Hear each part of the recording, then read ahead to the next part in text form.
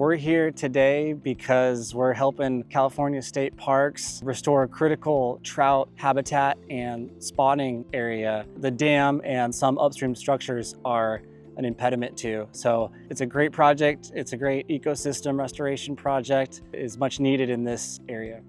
Our role in the project is to provide geotechnical engineering and to help characterize all the sediment that's impounded behind Rindge Dam.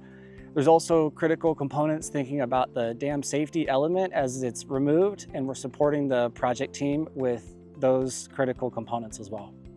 We're working with the design team and state parks to help characterize and come up with alternatives for taking the dam and all the sediment that behind it out and where it can go, maybe possibly reused in the near shore or upland disposal possibilities. It's a high seismic region.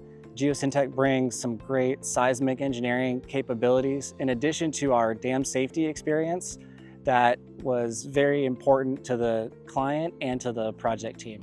This is a great project because of all the multiple benefits it's going to provide. It's going to restore critical California trout habitat. It will address some flood risk reduction concerns. This is a special project because it's a part of a series of major dam removals in the West Coast and throughout California. And this is one of a series of high-profile dams that will hopefully come out soon and restore critical habitat for endangered species up and down the West Coast, including California trout.